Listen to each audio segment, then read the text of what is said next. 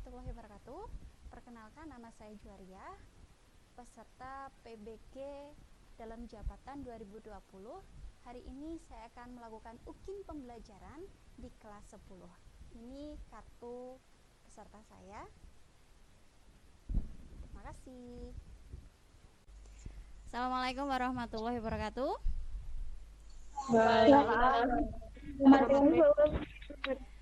Selamat siang. Bertemu kembali ya di pembelajaran daring pada hari ini. Sebelum kita memulai pembelajaran pada siang hari ini, marilah kita berdoa bersama-sama menurut agama dan kepercayaan masing-masing. Berdoa dipersilahkan.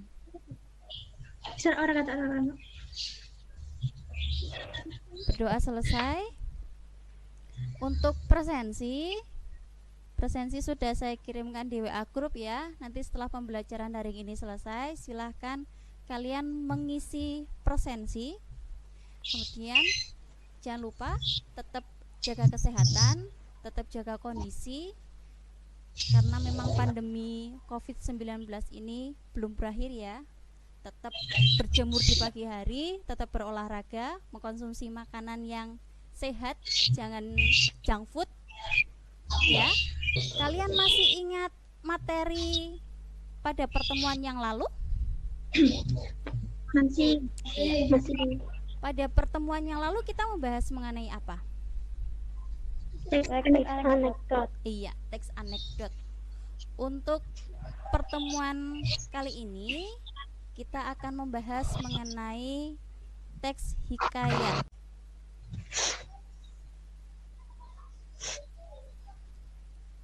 Materi baru, materi teks hikayat. Kalian sudah pernah membaca teks hikayat belum? Sudah. Oh iya, pernah. Alhamdulillah ya.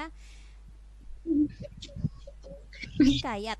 Nah, benar. Nah, untuk kompetensi inti, memahami, menerapkan, menganalisis pengetahuan faktual, konseptual, prosedural berdasarkan rasa ingin tahu tentang ilmu kompetensi dasar, mengidentifikasi nilai-nilai dan isi yang terkandung dalam cerita rakyat atau hikayat.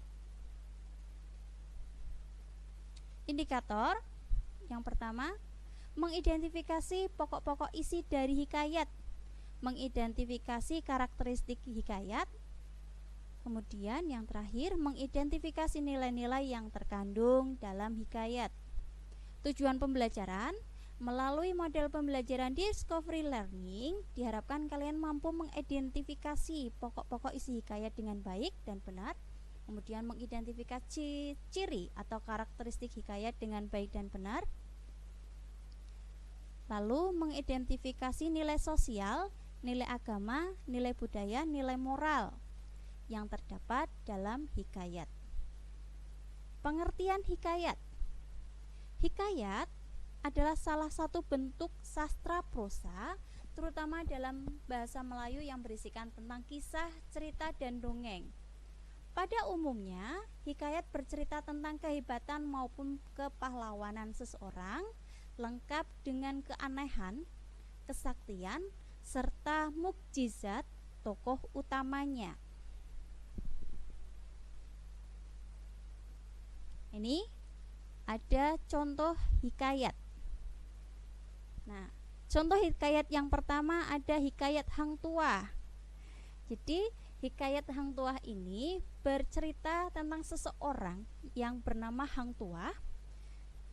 Nah, cerita ini cerita yang sangat masyhur sekali karena dari seseorang yang tidak mampu, seorang yang rendah, mampu menunjukkan keberanian sehingga bisa diangkat menjadi seorang laksamana.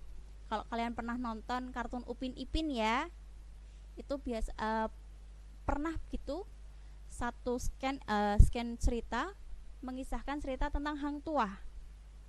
Upin Ipin yang suka Upin Ipin. Lanjut, hikayat Indra Bangsawan. Jadi untuk hikayat Indra Bangsawan ini bercerita tentang seseorang yang tinggal di istana, seorang raja dan seorang istrinya. Ketika sang istri hamil melahirkan, anaknya itu lahir laki-laki. dua-duanya laki-laki. Yang satunya lahir dengan membawa busur panah, yang satunya lagi dengan pedang, sebilah pedang. Yang ketiga ada Hikayat Bayan Budiman. Hikayat Bayan Budiman ini menceritakan tentang sepasang suami istri. Suaminya pergi berlayar mencari sesuap nasi. Nah, agar istrinya tidak sendirian di rumah, sang suami itu membelikan seekor burung.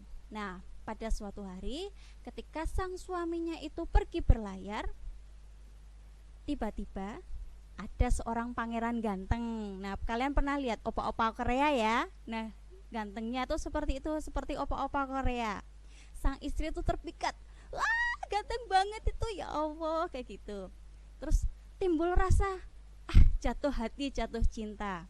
Akhirnya sang istri dan laki-laki itu, opa Korea ya, kalau membicarakan opa Korea langsung segar gitu ya, Lee Min Ho ya, janjian gitu, janjian bahwa sang istri itu akan pergi ke rumah laki-laki tersebut. Nah, karena burung bayan ini sudah diamanati oleh majikannya untuk menjaga sang istri, maka untuk melupakan supaya istrinya itu tidak pergi menemui opa-opa Korea tadi ya, akhirnya, Bu, saya mau cerita kan gitu, menceritakan sebuah kisah-kisah yang menarik. Setiap malam ketika sang istri hendak pergi menemui pujaan hatinya, menemui selingkuhannya itu, si burung bayan ini bercerita. Hikayat Abu Nawas. Nah, kalau Hikayat Abu Nawas ini kan sering kalian dengar ya, dari cerita 1001 malam. Abu Nawas itu adalah sosok yang lucu, tapi di dalam kelucuannya itu bisa memberikan nasihat, bisa memberikan motivasi bagi kita. Hikayat Si Miskin. Ini ceritanya tentang sepasang suami istri yang diusir dari kerajaan. Nah, karena tidak membawa apa-apa, maka suami istri ini itu hidupnya melarat. Nah, sampai suatu ketika istrinya itu ngidam sesuatu sama suaminya, suaminya mengikuti. Nah, ini cerita tentang Hikayat Si Miskin. Karakteristik hikayat. Di dalam sebuah hikayat itu terdapat karakteristik, terdapat ciri-ciri. Yang pertama, ada kemustahilan. Yang kedua, anonim. Ketiga, kesaktian. 4, istana sentris. 5, arkais. Dan keenam, cerita berbingkai. Ini penjelasannya ya.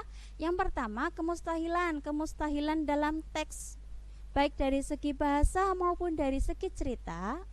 Kemustahilan berarti hal yang tidak logis atau tidak diterima nalar. Contoh, bayi lahir disertai pedang dan panah. Kalian nanti suatu ketika jadi ibu hamil melahirkan anak, bayi kalian bawa pedang, membawa panah, itu logis enggak? Enggak kan? Iya. Kemudian seorang putri keluar dari gendang, putri Nike dikutuk ya, dikutuk masuk ke dalam gendang. Itu kalau kalian pikir putri itu bisa masuk ke dalam gendang enggak? Enggak kan? Iya. Atau mungkin Agaista dari rumah mau jalan-jalan ke pantai mana? Pantai Sigandu ya. Pakainya pintu ajaib Doraemon atau terbang. Kan mustahil ya. Ya, Putri Nike dimasukkan ke dalam gendang, dikutuk kan gitu. Karena Putri Nike itu cantik, maka saya kutuk masuk ke dalam gendang. Sering kan gitu. Atau mungkin Agaista mau jalan-jalan naiknya awan Kington punyanya Dragon Ball. Nah, itu kemustahilan, tidak bisa kita nalar. Yang kedua ada anonim. Anonim berarti tidak jelas, tidak diketahui nama pengarangnya atau penceritanya siapa. Hal tersebut disebabkan cerita disampaikan secara lisan. Jadi hikayat itu disampaikan dari mulut ke mulut. Ya. Zahra bercerita sama Kartika. Ceritanya gini nih. Kartika cerita dengan Salsabila. Ini. Salsabila cerita dengan Agesta dan lain sebagainya, turun temurun, makanya tidak tahu siapa pengarangnya. Berbeda dengan cerita-cerita yang ada saat ini, misal novel atau cerpen tentang kamu. Ayo, tentang kamu punyanya siapa? Oh, punyanya Terelie, Bu. Cerita ini Tak Putus di Rundung Malang, pengarangnya siapa? Ceritanya gini Bu, pengarangnya Sultan Tadir Ali Syahbana. Wah, pinter. Nah, tapi kalau hikayat itu tidak tahu pengarangnya siapa. Mungkin saja kan pengarangnya mungkin nenek moyangnya Kartika Dewi, ya. Tapi neneknya tidak tahu. Oke, yang ketiga kesaktian. Seringkali dapat kita temukan kesaktian para tokoh dalam hikayat. Contoh, ini ya, Syahperi mengalahkan Garuda yang mampu merusak sebuah kerajaan. Raksasa memberi sarung kesaktian untuk mengubah wujud dan kuda hijau. Jadi kalau kesaktian ini, tokohnya itu punya kesaktian. Putri bisa mengalahkan Garuda, atau putri bisa mengalahkan raksasa. Bisa dinalar enggak ya? Oke, yang keempat, istana sentris. Hikayat seringkali bertema dan berlatar kerajaan. Hal tersebut dapat dibuktikan dengan tokoh yang diceritakan adalah raja dan anak raja. Selain itu, latar tempat dalam cerita tersebut adalah negeri yang dipimpin oleh raja serta istana dalam suatu kerajaan. Jadi, kalau hikayat itu ceritanya berpusat di istana, tentang raja, permaisuri, ratu, dan lain sebagainya. 5. Arkais, bahasa yang digunakan sudah lampau, jarang dipakai atau tidak lazim digunakan dalam komunikasi masa kini. Contoh, ada kata hatta. Hatta tidak beberapa lama Putri Nike melahirkan sepasang anak laki-laki kembar. Nah itu titah raja, bla bla dan lain sebagainya. Ada upeti, ada bejana. 6. Alur berbingkai. Dalam suatu cerita rakyat terkandung lagi sebuah cerita. Jadi di dalam cerita rakyat itu ada cerita lagi. Salah satunya di Hikayat Bayan Budiman. Jadi di dalam cerita Hikayat Bayan Budiman itu ada cerita, dan ceritanya itu tokohnya berbeda lagi. Ya, ada cerita suami yang tidak pernah pencemburu, itu ada lagi dikisahkan di dalam Hikayat Bayan Budiman itu seorang perempuan yang ditinggal oleh suaminya untuk bekerja, bukan ditinggal lari ya, tinggal bekerja di sebuah pulau. Nah, sang istri kan sendirian. Lah, istri itu dia ada yang naksir. Kamera on ya, jangan lupa. Nah, ini istrinya itu ada yang naksir. Sampai suatu ketika istri itu difitnah sudah berbuat yang macam-macam dan diusir dari kampungnya. Akhirnya melarikan diri, sampai suatu ketika sang istri itu menyamar menjadi laki-laki, bertemu dengan raja, dan akhirnya diberikan sebagian kerajaan menjadi raja dan lain sebagainya. Itu salah satu contoh dari cerita yang ada di Hikayat Bayan Budiman. Lanjut, mengidentifikasi nilai-nilai dalam hikayat. Yang pertama, nilai moral adalah nilai yang berhubungan dengan baik buruknya sikap atau perbuatan tokoh dalam hikayat. Yang kedua, nilai sosial merupakan nilai yang berhubungan dengan kehidupan di dalam masyarakat. 3. Nilai agama adalah nilai yang berhubungan dengan masalah keagamaan atau hubungan manusia dengan Tuhan. 4. Nilai pendidikan adalah nilai yang berhubungan dengan sikap dan tata laku seseorang supaya melakukan upaya pengajaran dan latihan. 5. Nilai budaya merupakan nilai yang berhubungan dengan adat istiadat atau kebudayaan suatu daerah yang mendasari suatu cerita. Kalau yang pertama, nilai moral itu kan yang berhubungan dengan baik buruknya. Kalau kalian melakukan sesuatu, ini baik apa tidak? Orang lain melakukan sesuatu, baik apa tidak? Ini kaitannya dengan nilai moral. Yang kedua, nilai sosial berhubungan dengan kehidupan di dalam masyarakat. Kalian dengan teman, kalian dengan tetangga, kalian dengan kakek, paman, dan lain sebagainya, itu masuk ke dalam nilai sosial. Jadi hubungan kita dengan orang lain. 5. Nilai agama adalah nilai yang berhubungan dengan masalah keagamaan atau hubungan manusia dengan Tuhan. Kalian berdoa, ya Allah, semoga pandemi ini segera berakhir. Nah, itu hubungan manusia dengan Tuhan. Kalian puasa, itu hubungannya antara manusia dengan Tuhan. 4. Nilai pendidikan, nilai yang berhubungan dengan sikap dan tata laku seseorang melalui upaya pengajaran dan latihan. Pendidikan ya, tahu mengajarkan sesuatu, oh ini baik, oh itu buruk, itu masuk ke dalam nilai pendidikan. Kemudian 5. Nilai budaya, nilai yang berhubungan dengan adat istiadat. Misal, kalau di Batang ini kan ada adat istiadat Kliwonan, setiap malam Jumat Kliwon, Kartika Dewi Kliwonan sama Salsabila. Itu salah satu contoh nilai budaya. Nah, lanjut ya. Nah, ini ada contoh hikayat Indra Bangsawan. Nanti kita gantian membaca ya. Halo? Iya, Bu. Oke. Kita gantian membaca. Sekarang di mute dulu. Saya mute ya.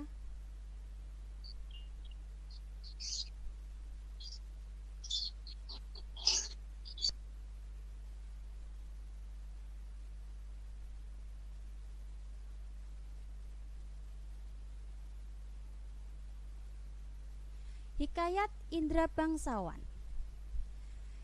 Tersebutlah perkataan seorang raja yang bernama Indra Bungsu dari negeri Kombat Syahrial. Setelah beberapa lama di atas kerajaan, tiada juga beroleh putra. Maka pada suatu hari ia pun menyuruh orang membaca doa kunut dan sedekah kepada fakir dan miskin. Hatta beberapa lamanya Tuan Putri Siti Kendi pun hamillah dan bersalin 2 orang putra laki-laki. Adapun yang tua keluarnya dengan panah dan yang muda dengan pedang. Maka Baginda pun terlalu amat sukacita dan menamai anaknya yang tua Syahperi dan anaknya yang muda Indra Bangsawan. Nah, di sini menggunakan bahasa sastra Melayu, bahasa yang lama gitu. Jadi ketika kalian membaca sebuah hikayat itu, kadang tidak 1 atau 2 kali membaca paham. Perlu berkali-kali membaca agar memahami isi dari hikayat. Nah, di sini juga ada kata arkais, ini ada kata hatta. Ya. Kemudian ada kemustahilan. Nih, Tuan Putri hamil dan ketika melahirkan anaknya keluar dengan membawa panah dan juga membawa sebilah pedang. Nih, sekarang dibaca Salsabila.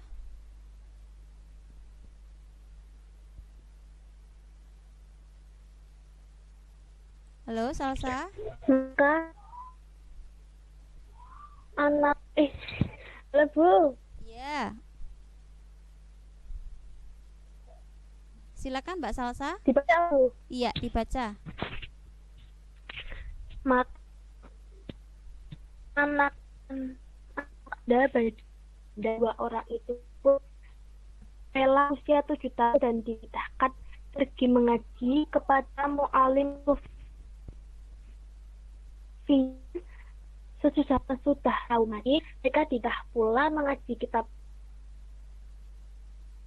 usul fikih,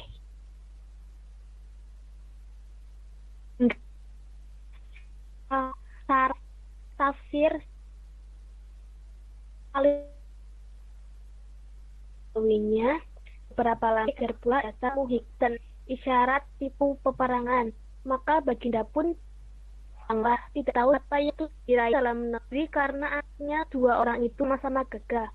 Jikalau baginda pun mencari muslihat, ia menceritakan kepada kedua anaknya bahwa ia mimpi bertemu dengan seorang yang seperti yang tepat padanya. Barang siapa yang dapat mencari buluh perindu yang dipegangnya, ialah yang patut menjadi raja di dalam negeri. Setelah mendengar kata-kata baginda, Syahperi dan Indra bangsawan pun bermohon pergi buluh perindu itu. Mereka masuk hutan, keluar hutan, naik gunung, turun gunung, masuk rimba, keluar rimba, menuju ke arah matahari hidup. Ya, terima kasih ya Mbak Salsabila. Suaranya merdu seperti orangnya. Mereka malu kalau sampai niat buruknya berbohong diketahui raja dan rakyatnya. Diambil dari sumber buku kesusastraan Melayu klasik. Nah, ini kalian sudah mengerjakan tugas yang saya kirim di WA group? Sudah. Sekarang nanti dari kata-kata arkais ini silakan dijawab artinya apa. Yuk, siapa dulu? Oke, Salsabila. Yang pertama mahligai. Mahligai itu apa, Mbak Salsabila? Zaman raja atau putri.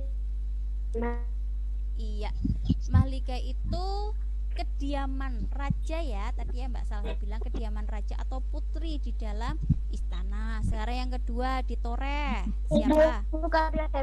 Oke, Kartika Dewi Bu. Ya, Kartika Dewi apa? Ditoreh. Diiris, digores. Iya, ditoreh.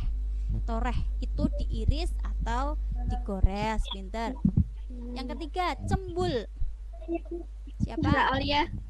Zahra Aulia. Cembul atau tonjolan kecil dan bundar. Iya, tonjolan kecil dan bundar. Cembul itu biasanya untuk tempat sirih ya. Kalau kalian pernah nonton kartun Upin Ipin, itu ada adegan neneknya Upin Ipin punya tempat sirih, bentuknya warnanya keemasan. Itu cembul ya. Kalau raja-raja itu menggunakan perlengkapan untuk kehidupan sehari-hari itu warnanya emas, keemasan. Itu cembul, tempat untuk menaruh sirih. Tahu sirih ya? Daun sirih. Sekarang inang. Inang. Siapa? Zahra. Yuk Zahra. Induk. Iya, inang itu induk. Tadi kan di dalam teks tadi teks hikayat inang pengasuh, berarti ada pengasuh-pengasuh ya, ada pelayan-pelayan. Nah, pelayan-pelayannya itu punya inang, punya induk, punya ibu, punya orang yang membawahi. Sekarang yang keenam selit. Saya bukan. Iya, Kartika. Selit. Selit berliku-liku, berselit-belit. Iya, selit itu berliku-liku, berbelit-belit.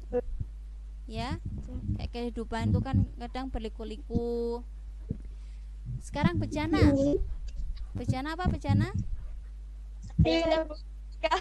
Siapa? Zahra. Ya, apa? Wadah air atau jambang. Iya, wadah air atau jambang. Kalau sekarang seperti baskom gitu ya, baskom, ember. Itu nanti kalau kalian di rumah, Bu, Ibu, tolong ambilkan bejana dong. Bejana itu apa dong? Bejana itu ya baskom, Bu, ember, tempat wadah air kayak gitu. Nanti ibunya bingung, Mbah Simbah naruh bejana di mana? Kan. Nanti simbahnya bingung. Bejana itu kayak baskom tuh loh, Mbah. Ember, tempat air. Ya. Oke, nah, sekarang kalian sudah menganalisis secara kelompok tugas yang saya kirim di WA Group? Sudah. Udah. Kalau sudah, silahkan dipaparkan secara kelompok. Ya. Dari yang pertama nilai agama. Siapa? Ya, Bu. Ya. Nilai agama bisa dilihat dari kutipan teks.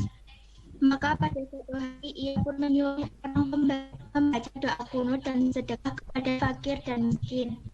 Konsep nilai agama: mohon kepada Tuhan dengan doa dan bersedekah agar memudahkan urusannya.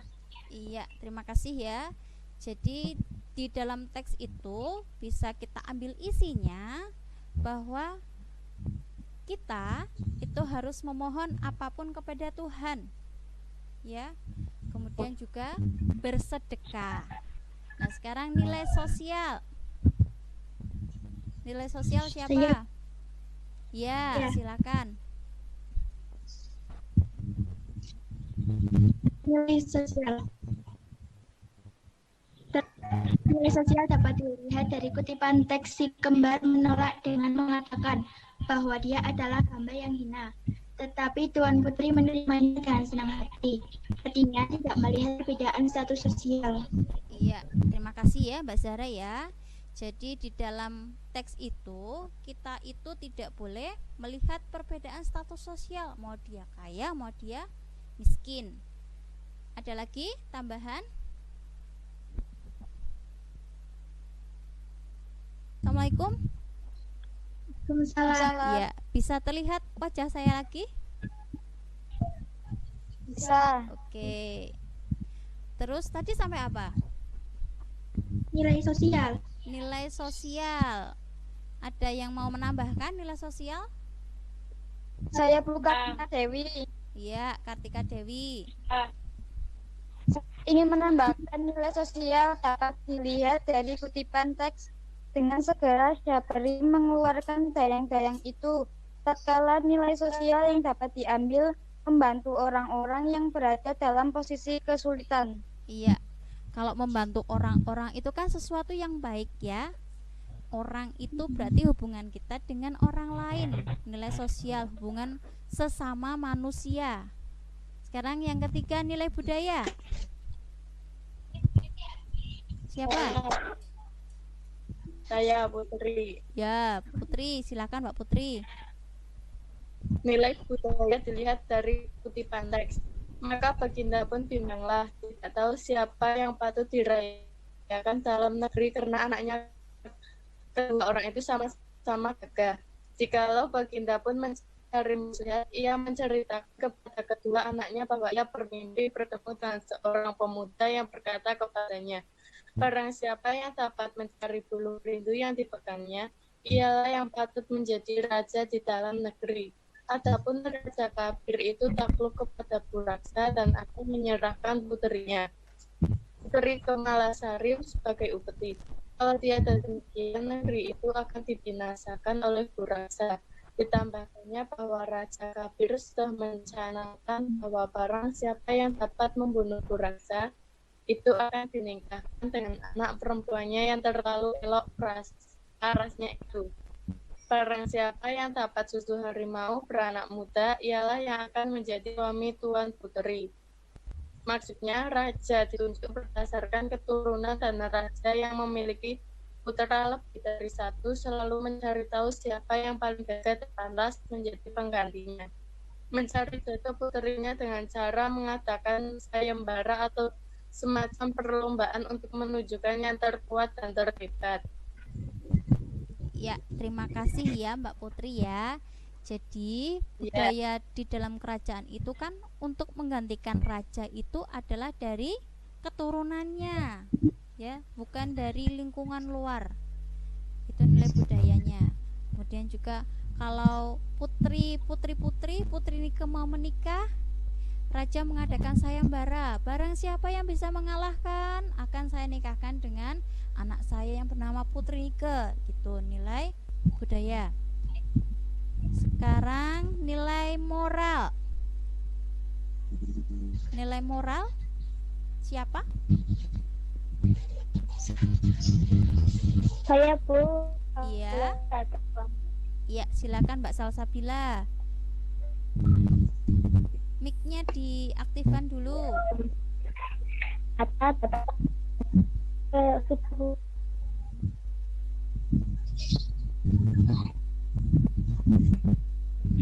Datanglah ke sana raja dengan timnya sesuai kelasku.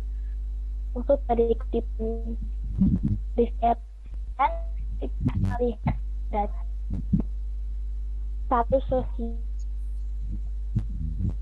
Iya. Iya, suaranya putus-putus ya Mbak Salsabila ya. Jadi di dalam nilai moral itu kita tidak boleh melihat suatu status sosial, itu tidak baik. Oke. Saya tidak mau berteman dengan kamu karena kamu orang miskin, itu tidak baik. Ada lagi tambahannya?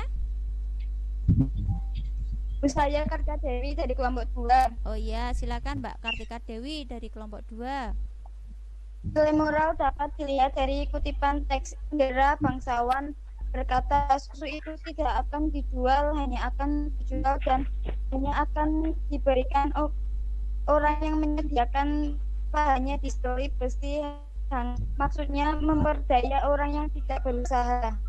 Iya, jadi nilai moral yang bisa diambil itu kalian itu tidak boleh memperdaya, ya, memperdaya orang yang sedang berusaha. Sekarang nilai pendidikan. Siapa? Siapa? Iya. Sarah Oliver dari kelompok 4. Ya, Mbak Zahra. Akan tidak yang 2 orang itu pun sampai usia 7 tahun dan dititahkan pergi mengaji kepada mu'alim.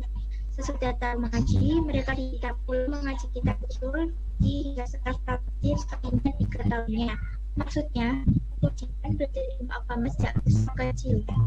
Iya, jadi kewajiban belajar, ya kan? Belajar itu kan pendidikan, ya.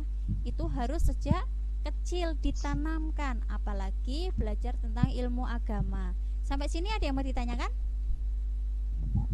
Tidak, Bu. Tidak. Nah, dari pemaparan tadi dapat kita simpulkan bersama, karakteristik hikayat itu ada kemustahilan, ya. Kemustahilan itu sesuatu yang tidak bisa dinalar, tidak bisa dilogika. Kemudian anonim. Anonim tidak diketahui pengarangnya siapa. 3, kesaktian. Tokohnya punya kesaktian.